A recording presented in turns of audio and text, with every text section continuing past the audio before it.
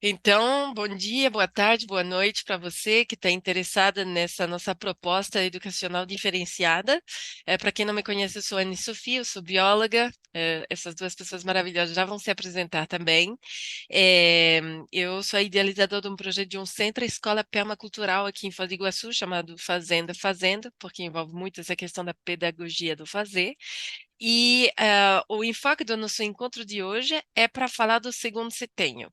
Então, assim, talvez você nunca ouviu falar dessa terminologia setenho, né? Como o nome o implica, isso daqui são ciclos de 7 anos. Eu acho que o Fernando pode falar com muito mais propriedade do que eu. E aí, como nossa proposta é de fazer uma escola fundamental, que a criança entra aos 6 anos, vai até os 12, a gente está falando já do segundo setenho, né? E aí, o que que eu quero trazer? Hoje nós vamos ter um olhar bem analítico, medical, posso dizer, e confrontar isso com a nossa realidade e ver o que que a gente pode fazer para contribuir a esse momento que as crianças que estão no segundo setênio estão passando, para tentar melhorar a situação, simples assim, tá? Então, assim, eu vou ler esse pequeno trecho e aí depois a gente passa a bola para vocês dois, você se apresente e a gente começa a nossa conversa, tá? Isso é só para contextualizar. E também se alguma coisa desse texto que eu tô prestes a ler, viu, Fernando, não fizer sentido na leitura da lei biográfica que você entende, né, com muita propriedade, você pode me corrigir, fique bem à vontade, ok? Então, o segundo setênio é o período, como eu falei, que vai dos 7 aos 14 anos de idade. Neste momento, a criança amadurece para a fase escolar e o processo de alfabetização pode ser iniciado, assim como outros processos que exigem do intelecto do indivíduo. Até então, suas forças formativas plasmaram seu organismo e agora estão aptas para o aprendizado e memória. O cordão umbilical invisível que a criança tinha com a mãe é cortado, caracterizando uma maior independência para ambas as partes. Nesta fase, é o corpo astral, a alma, que assume uma espécie de liderança, pois é ele que se desenvolve nesse setenho. Por isso que existe um desenvolvimento muito intenso das qualidades a ele ligados como sentimento, fantasia e emotividade. O próprio pensar e a memória evoluem rapidamente, embora imbuídos de sentimentos e emoção. Os órgãos do sistema rítmico, coração e pulmões amadurecem, e até mesmo por isso o ensino também deve ser ritmado. Por isso, nessas escolas diferenciadas, né, seguindo os princípios antroposóficos, o ensino acontece por épocas, ou seja, 6 semanas em determinado tema, depois chega um novo tema que permanece por mais 6 semanas, mais ou menos. E assim também deveríamos fluir o ritmo entre o pensar e sentir. Eles deveriam se intercalar, ou seja, incluir alguma atividade mais lúdica, artística, esportiva, entre as atividades que são mais cognitivas. E a grande máxima desse setenho é de que o mundo é belo. Reconhecer a beleza na vida, nos fenômenos da natureza, vai ajudar esse indivíduo em formação a lidar melhor com seus sentimentos e emoção. Eu sei que está um pouco comprido, mas eu achei que está, né, criando cenário no qual nós vamos poder abrir, então, esta conversa com vocês dois. Então, por favor, meus queridos, se apresenta, Fernando, Gi, e aí nós vamos começar a aprofundar essa questão do segundo setenho na lupa de vocês, então. É, Bom dia, boa tarde, boa noite. Meu nome é Fernando Favarito. Sou biólogo também de formação, pedagogo, agricultor biodinâmico, pedagogo Waldorf, né, aconselhador biográfico. E eu queria, antes de passar a palavra para a Gi se apresentar, agradecer a Anne por essa oportunidade. A Gi, já antecipando, é minha companheira de alma que eu encontrei. E, e esse encontro foi muito bonito e esse momento é um encontro assim muito especial para mim. E agradecer você, Anne, por trazer essa oportunidade, porque é, encontrar uma pessoa que segue na nossa caminhada com amor é muito difícil, né, na vida que a gente leva. E poder trocar relações de nosso propósito, aquilo que a gente tem enquanto vontade de transformar o mundo, Isso é muito difícil também. Então, agradecer essa oportunidade para a gente estar falando daquilo que eu gosto muito, que é o desenvolvimento do ser humano, principalmente o trabalho com adolescentes, com as crianças, e poder estar aqui dividindo esse espaço com ela é algo único e que me mexe muito. Então, já agradecer essa oportunidade também. Maravilha. Bom dia, boa tarde, boa noite. Eu fiquei agora até emocionada com a apresentação. Eu sou a Giovana, eu sou pediatra e sou médica de adolescentes. Nem todo mundo sabe que existe uma formação, uma especialidade voltada para adolescentes, mas é uma área de atuação dentro da pediatria, que trabalha, que cuida, né, que contempla essa fase tão específica, tão necessária, tão fundamental, tão difícil que é a adolescência, né? Então, nem todo mundo imagina ou sabe, mas a adolescência, ela começa por volta ali dos 10 anos de idade já.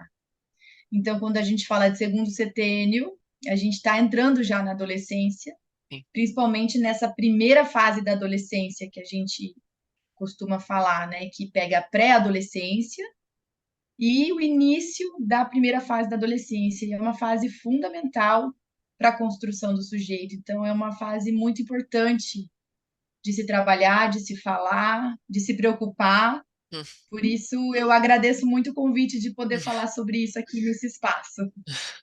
Que maravilha. Então, você falou da pré-adolescência, uma pergunta tola, assim, quando que começa a pré-adolescência? Porque eu tenho uma que acabou de comemorar 7 e ela tem umas atitudes, às vezes sabe rolar aquele ódio, que tão adolescente. Fico me perguntando isso. Então, a gente fala ali, não existe essa. É porque quando a gente pensa na entrada na adolescência, isso é de acordo com a Organização Mundial de Saúde, que coloca a fase da adolescência a partir dos 10. Entendi.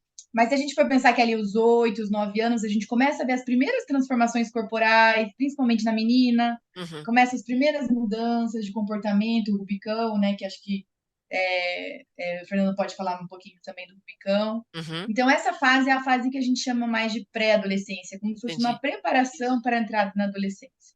Ok. E Gi, assim, é uma coisa que a gente já conversou um pouquinho com o Fernando e eu tenho alunos de várias idades, eu já tenho uma caminhada, né, com essa questão educacional em vários países, inclusive. E, assim, o que a gente está observando, eu acho que até, Fernando, você pode falar um pouquinho sobre isso, é uma incidência de problemas mentais, emocionais, psicossociais, que antigamente era mais, estavam acontecendo para faixas etárias bem mais velhas, né? Inclusive, assim, casos de suicídio em crianças super jovens. Aí, assim, eu queria saber, né? Tipo, no seu consultório, isso se verifica ou é a gente que está querendo ver o mal nas coisas? Como que está acontecendo isso daqui? Vocês dois, inclusive, Fernando, se tu quiser dar a tua experiência em relação a isso, e Gi, o que que você me diz a respeito desse, quais são esses problemas, se é mesmo que está aumentando, e talvez pensar um pouco o porquê que tem por trás, que seria importante a gente identificar o quanto antes, né? Então, isso sim, com certeza se verifica. É, aumentou muito o índice de transtornos psiquiátricos ou que seja sinais de sofrimento psíquico na pré-adolescência, na adolescência, na própria infância, né, em todas as faixas etárias da juventude, né, da criança e do adolescente. O nosso país vai em contramão a muitas mudanças que a gente está vendo em outros países, em que, inclusive, a taxa de suicídio diminuiu. O Brasil, a taxa de suicídio aumentou nos últimos anos, principalmente pós-pandemia. E a gente percebe que são muitos os fatores que estão relacionados, não tem como a gente falar que é uma coisa ou outra coisa, mas são muitos os fatores que estão associados a esse aumento de problemas emocionais, psicológicos, psiquiátricos, enfim, com essas crianças e adolescentes.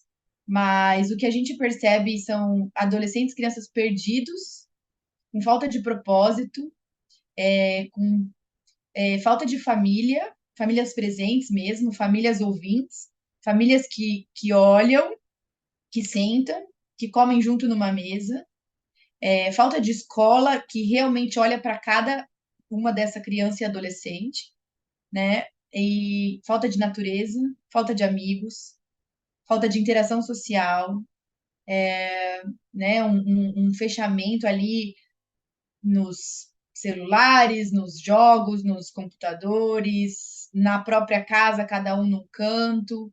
Então, acho que é um combo de fatores ali, de situações que estão mostrando esse adoecimento, realmente um adoecimento tão intenso dessas crianças e adolescentes. Você falou agora uma coisa que atraiu eu quero muito ouvir você, Fernanda. Mas você falou, nosso país vai em contramão de muitos outros países. O que que você quis dizer com isso? Que eu acabei de voltar do Congresso Brasileiro de Adolescência e eles estavam falando que em muitos países, pós-pandemia, houve um trabalho intenso em relação a o que fazer com esses adolescentes que estavam trancafiados em casa na pandemia, que sofreram intensamente com isso, e que houve trabalhos em relação a isso, a inserção de volta às escolas, ao convívio social que ficou muito prejudicado durante esses anos. Uhum, E o que foi mostrado lá é que em vários países a taxa de suicídio, de distúrbios psiquiátricos tem diminuído uhum, nesse último ano. ok. E no Brasil e em outros países, ao contrário, aumentou a taxa. Então, a gente vê poucas políticas públicas voltadas para isso ainda, muito poucas políticas. Uhum. Fernando. É complicado a gente já falar do segundo setênio sem mencionar algumas coisas básicas, né? A gente falou na família e, e a gente está vivendo, assim, um momento muito, muito interessante na nossa vida com o Fausto, né? O Fausto está com 9 meses, ele fez ontem, e Parabéns. você né, tem duas meninas, e como que o desenvolvimento de uma criança tem um custo energético, né? Se de certa forma essa sociedade que permite muitas coisas, ela facilita o nosso processo de individuação, né? Da gente se tornar cada vez mais especialista, né? Hum, Em contramão a força familiar, o núcleo familiar ou até mesmo o núcleo da comunidade está muito fraco, né?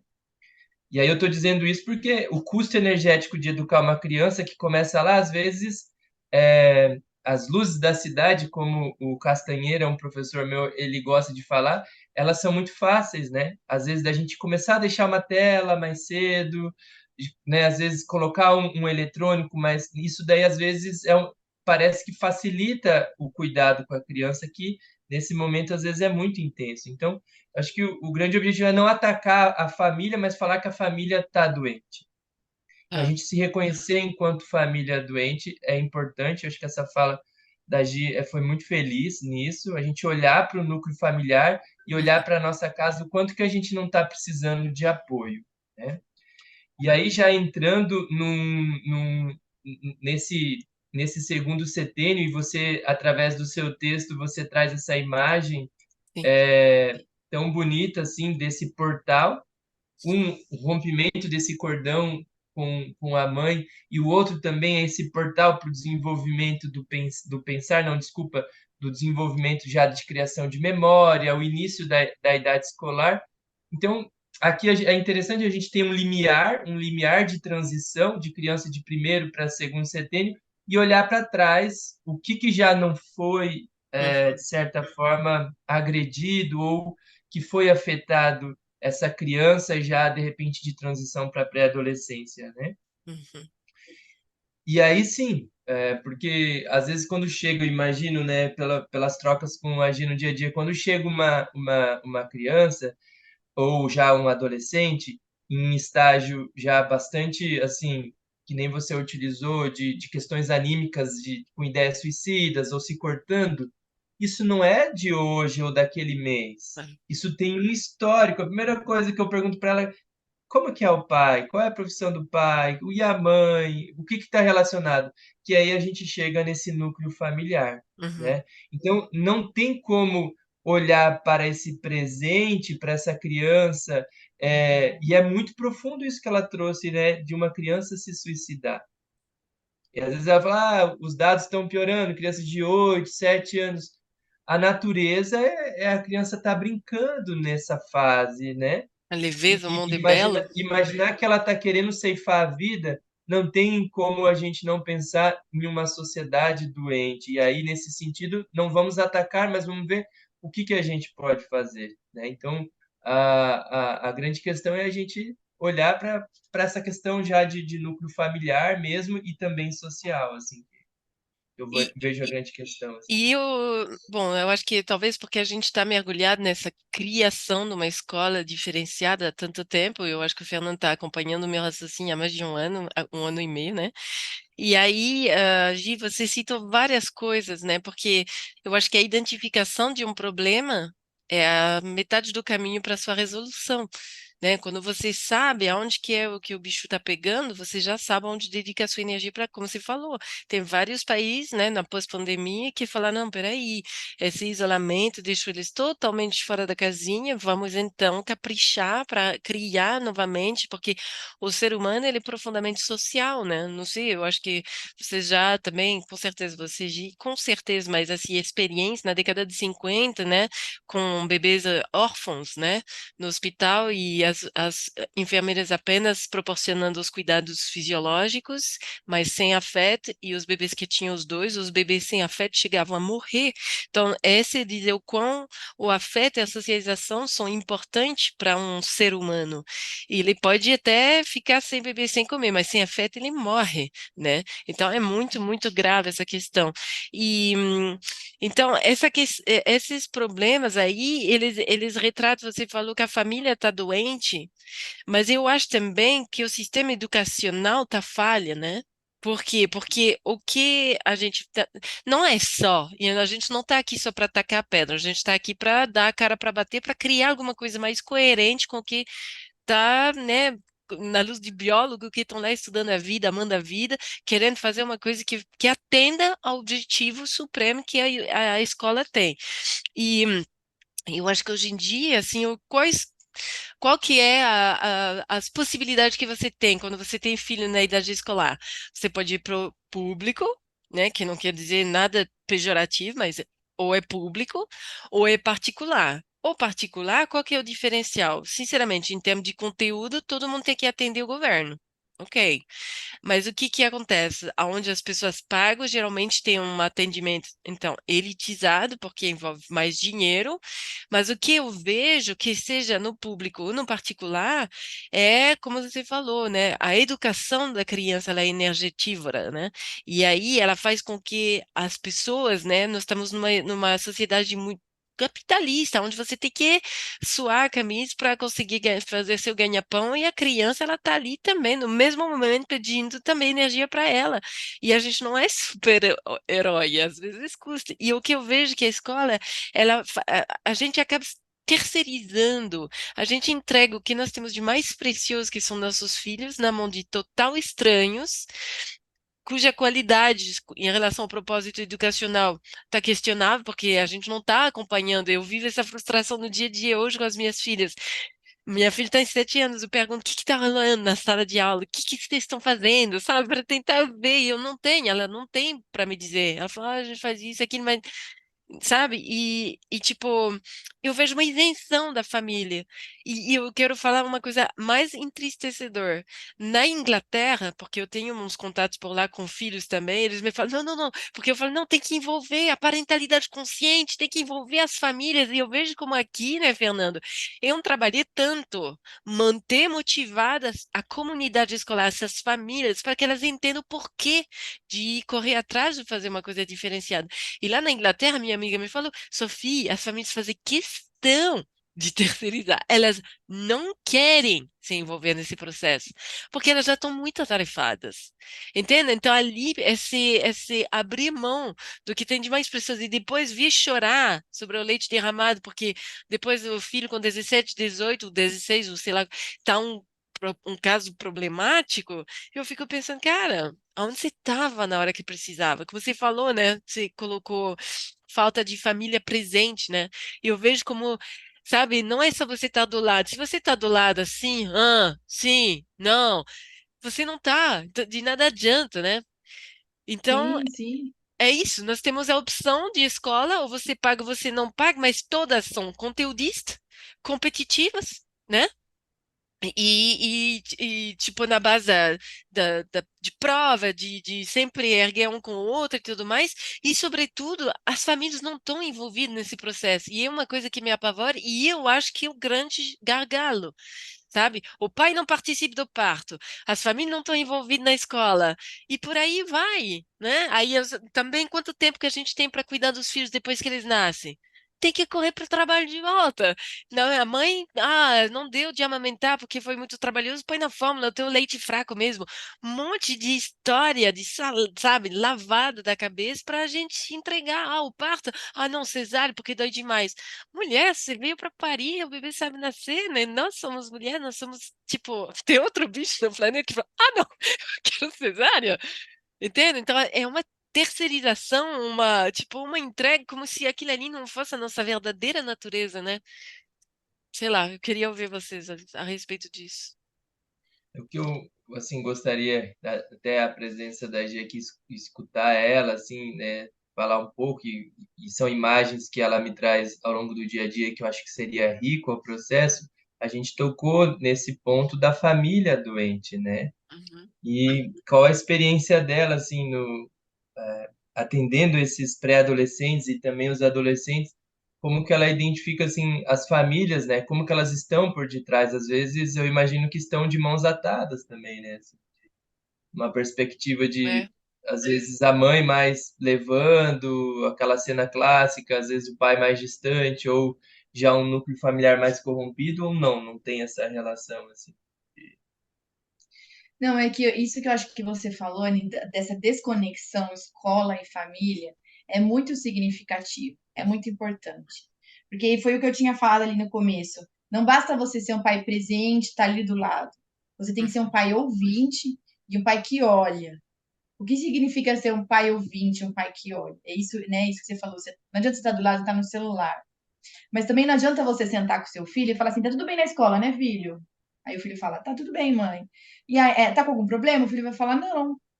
Como é que foi hoje? Tudo bem? Tudo bem. Ah, então tá bom, tá bom. E aí vira essa adolescente. Se você não pergunta mais a fundo, ele não te responde. E ele Claro. não conta. Ele não conta.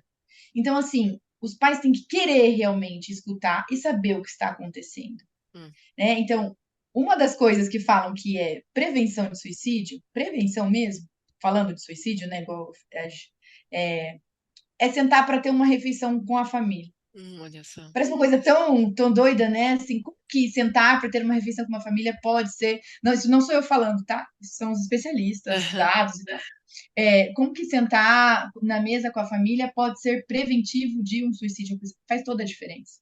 Presença. Você sentar, ter uma refeição em família, e nessa refeição em família você poder olhar nos olhos do seu filho, olhar para ele e perguntar como foi realmente o seu dia na escola, o que Uhum. está acontecendo na escola, né? Por exemplo, a questão de bullying. Não só perguntar se você sofre bullying, porque às vezes os pais eu vejo, meu filho não sofre bullying, meu filho tem vários amigos, ele é muito querido na escola, ele conversa com todo mundo, ele é super expansivo, tal. Tá aí ele pratica o bullying. Que daí os pais não perguntam também, né? Porque o filho conversa com todo mundo, o filho, né? Tá, e aí, será que ele não tá na turma que tá fazendo bullying com alguém? Então, isso, às vezes, é mais fácil de identificar aquele que está sofrendo, sem A dúvida, vítima. né? Que a vítima. Mas e aquele que os pais também têm que atuar? Uhum. Mas, geralmente, quando a gente vê o praticante do bullying, é porque a família não é essa mesma. A família é a que já está doente. Geralmente, o problema é familiar, né? Quando leva para a escola esse tipo de agressividade. Mas aí, o que eu digo é, às vezes a família só vai se comunicar com a escola a hora que o negócio já está feio, a hora que já deu problema mesmo, a hora que às vezes é até a escola que vem falar com os pais, ou a hora que assim, não lá atrás, lá no começo, onde as coisas poderiam, né, já ser olhadas de outra forma, já ser pensadas de outra forma.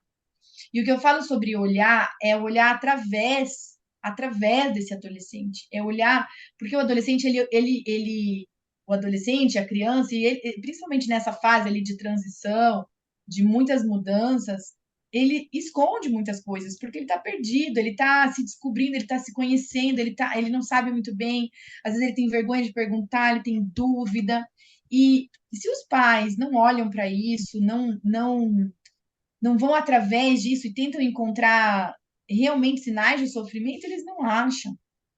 E aí o filho está fechado no quarto, e aí você pergunta, mas o que ele faz dentro do quarto? Ah, não sei, ele fica lá no quarto.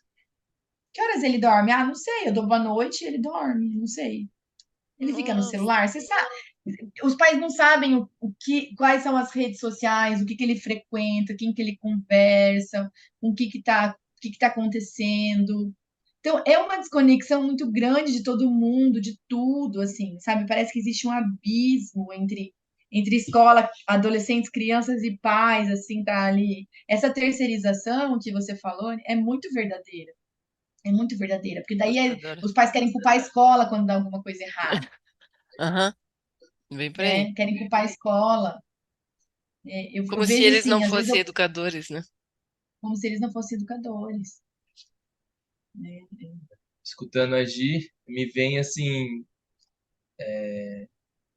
de existir uma narrativa, né, entre a família, assim, Uhum, e não quadros e não frames, né? Agora é esse problema que está acentuado e eu vou olhar para esse problema e aí a gente nunca olha para a história, para o processo, para aquilo que veio antes e entender que esse presente tem que estar conectado a esse processo, né? sim. E é difícil, assim, né? Tenho o Felipe com 15 anos e a gente, né, é uma fase que tem muitos desafios. E Imagino. às vezes a gente tem que olhar para o trabalho, porque tem que mesmo, né? Tem que dar conta. E aí não é ter que porque eu sou obrigado, mas é porque para a gente tentar proporcionar uma vida, para tentar proporcionar condições dentro daquilo que é necessidade de individuação. Quando Uhum, eu falo da individuação, porque é uma necessidade, né? Quanto mais a gente estiver pronto para ajudar o outro, né? Diante da nossa profissão, né? Melhor a sociedade vai estar se claro. desenvolvendo. É Uhum, assim olhar para a história. Não adianta a gente, né, meter só o pau no desenvolvimento. O que é bom do desenvolvimento? É que a gente consegue dar passos maiores, né? Mas também não pode ser a troco de nada. Então, voltando ali a essa questão da narrativa, é uma pergunta assim que me veio assim, como está a minha narrativa com a minha família? Mas, sabe, Anne, eu fiquei pensando, quando veio esse tema do segundo setênio, uhum, e aí trazendo essa questão das escolas, assim, uma coisa que eu fiquei pensando, que eu acho que está muito falho, e que eu percebo muito isso, assim, essa dificuldade. Isso que você falou na sua fala anterior, sobre as escolas conteudistas e que existe uma competição. Tem uma escola que eu atendo muitos pacientes de lá, ela tem um ranking público. dos melhores. Esse ranking, é uma escola bilíngue e tal, assim, bem elitizada mesmo. Esse ranking fica para todos os adolescentes e crianças verem de cada ano. Nossa. E é assim, e eu tenho assim alguns que nem se importam com isso. Tem alguns que sofrem muito com isso. Uhum, Sofrem muito. Eu acho um crime isso que uma escola faz, colocando um ranking desse. Ela ganha? O que as crianças, os adolescentes ganham com isso? tá. Assim, o que tá lá no fim do ranking, que nem aparece no ranking, ele vai olhar e vai falar assim: ah, qual é a motivação que ele vai ter de estudar? Nenhuma, porque ele vai falar: eu nunca vou chegar lá em cima, Nem então que existo esforço mesmo. que eu vou fazer? Nem, né, nem tô ali mesmo, porque só aparece os de tanto para cima. Uhum. Aí os que estão lá em cima ficam nessa competição. Aí cai um pouquinho, daí gera ansiedade, daí começam, né? E começa tudo isso. Ciúme. Gente, eu tenho Ciúme, pouco tempo entre aqui. amigos, né? Aham. Eu tenho só 2 minutos, eu tô nervosa porque eu quero ver vocês mais 1 hora, porque eu acho que Ai, meu esse Deus. assunto vai que vai que vai. Não, verdade, eu acho muito interessante, né? Porque a sua vivência ela é real, a gente não está filosofando, a gente não está especulando, está trazendo casos clínicos, né, para nós, atuais ainda. Então, isso é muito, muito interessante. Mas então, tá, identificamos os problemas por cima, bem por cima, é realmente uma leve pincelada para as pessoas levarem isso para casa e para pensar mesmo. E então, se a gente quiser terminar com uma nota otimista, sim, porque eu acho que a esperança é a última que morre, né? E é isso, nós estamos aqui diante de uma sociedade doente, de um núcleo familiar disfuncional e, né, ideias. Tá, a gente está aqui correndo atrás de uma escola diferenciada que procura sanar essas dificuldades. Você, se você pudesse de falar com as famílias aqui que estão escutando, que estão encarando essas dificuldades, qual que seria o recado que você quer que eles levam para casa?